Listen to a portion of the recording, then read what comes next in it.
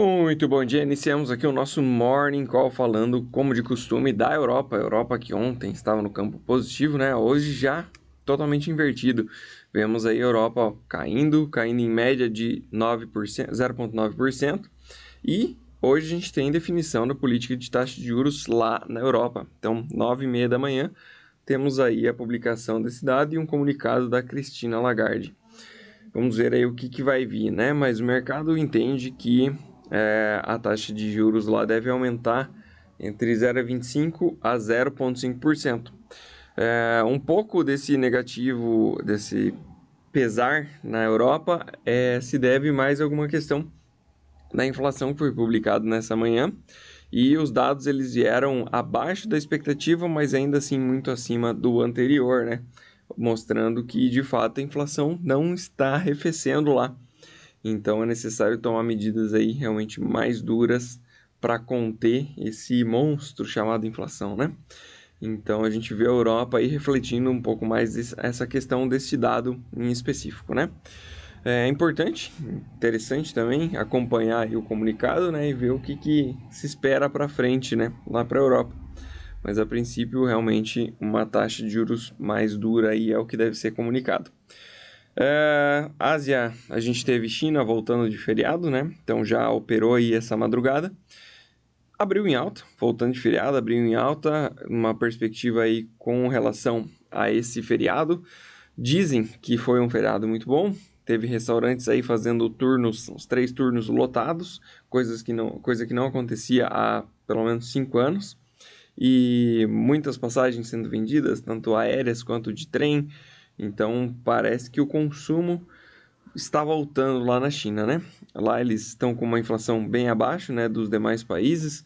Região da Ásia como um todo, na verdade, está com uma inflação bem menor aí do que os demais países no Ocidente.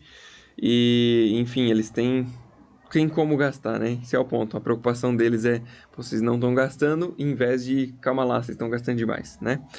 Então, é interessante que isso esteja acontecendo e acaba aí fomentando uma ideia de que talvez seja possível sim a China atingir aquela meta, né, dos 5% de crescimento no PIB, né?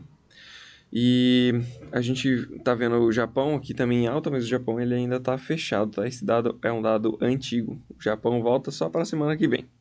Na China também, essa questão do consumo parece ter subpujado a questão que a gente teve a publicação do dado que trazia uma possível recesso na economia deles, né? Esse é aquele índice que veio abaixo dos 50, então onde acima de 50 indica expansão e abaixo de 50 indica contração, né? Então, parece que esse feriado realmente aí trouxe um pouco mais de ânimo para a Ásia. Hoje a gente vê um S&P e Nasdaq futuro no campo negativo. Ontem eles também reagiram aí à publicação da taxa de juros dos Estados Unidos, né, que foi de 0,25%, como esperado. Porém, no comunicado, basicamente o comunicado veio dizendo que nada mudou, né? Segue aí acompanhando os dados, vendo como é que está reagindo a economia e, se necessário, vai aumentar mais os juros. Ou seja, não vai ter pausa no primeiro momento, não deixou isso sinalizado pelo menos, e também não vai ter o final do ciclo, né, de taxa de juros. Isso acaba impactando aí negativamente as ações, principalmente nos Estados Unidos e principalmente na parte de tecnologia. Para o dia de hoje, a gente tem uma preocupação novamente com os bancos lá nos Estados Unidos, né? Se eu não me engano, são mais 5 bancos aí, bancos pequenos, regionais, que estão com algum tipo de problema, caindo fortemente na bolsa, aquelas questões de liquidez, de corrida aos bancos para fazer saques, né? Ontem o Powell até comentou um pouco sobre isso, falou que o sistema financeiro americano tá jóia, 100%, não tinha como ele falar diferente, né? Apesar de não sabermos se é verdade ou não, não tem como realmente alguém com tamanho poder falar algo que vá contra isso, né? Mas enfim, temos que acompanhar aí. Eu acredito que isso pode fazer preço no dia de hoje e a queda desses bancos aí pode acabar repercutindo além dos Estados Unidos, né, para o restante do mundo, principalmente também no setor bancário, porque é interessante dizer que os bancos, de uma certa maneira, meio que estão interligados no mundo inteiro, né? Então é possível que de alguma forma um banco aqui, por exemplo, tenha algum tipo de custódia, algum dinheiro investido num banco lá fora e pode ser exatamente um desses, né? Então isso pode acabar puxando o setor, gerando aí um risco sistêmico, né? Para o dia de hoje, temos um dólar caindo 0,18%. Ontem o dólar caiu bem também, dólar DX contra as principais moedas do mundo, né? Com o comunicado também dólar caindo. E a gente tem também um dólar mais fraco contra países emergentes, subindo aí apenas contra a Turquia, né? Mas a Turquia está um pouco descolada da realidade, né? Lá as coisas estão meio conturbadas.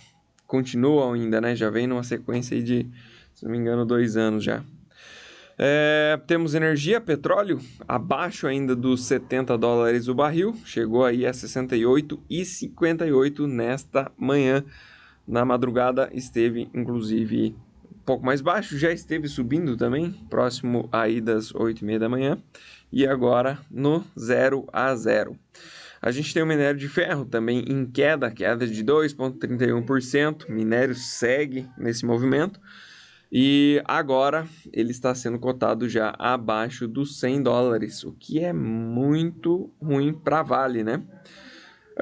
Em questão de petróleo, também não é bom para Petrobras, porém Petrobras aparentemente está trabalhando aí com um ágio de 14% ainda em cima da paridade internacional. Então tá com preços, tem uma gordura e provavelmente a gente deve ver aí, talvez na próxima semana, se não for nessa ainda, um anúncio na redução dos preços dos combustíveis. Também teve relatório da Petrobras, onde eles trouxeram que a produção está sendo menor. Isso aí acaba também impactando negativamente. Outro fator aí que ajuda a pesar na nossa bolsa. Para as agrícolas, ontem a gente teve um dia de recuperação, principalmente para a soja, né? A gente viu o milho também, trigo subindo, mas principalmente para a soja, por uma questão do corredor humanitário lá do Mar Negro que volta à cena. Isso pode impactar fortemente na questão dos óleos, que foi o que puxou ontem o complexo da soja, né? O óleo de soja, por conta dessa questão de possível parada no escoamento, novamente nessa novela, o escoamento aí dos óleos de girassol, principalmente lá da Ucrânia. Então, quem puxou ontem o complexo foi o óleo de soja, trazendo aí farelo, soja e também, consequentemente, trouxe milho e trigo para cima, essa questão do corredor. Mas hoje a gente já vê os preços novamente trabalhando em queda. Trigo em queda, milho em queda, complexo da soja e o café. Todos aí mais ou menos no tom de 0,5%.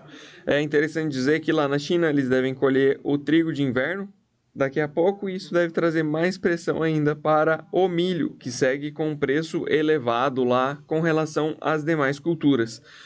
Isso também traz um pouco de peso contra o farelo, porque quando você usa proteína, cereais mais proteicos, você acaba necessitando de menos farelo, como aconteceu em 2021. Então acaba impactando o mercado como um todo e vamos ver aí como é que se dá essa dinâmica dos preços na próxima semana.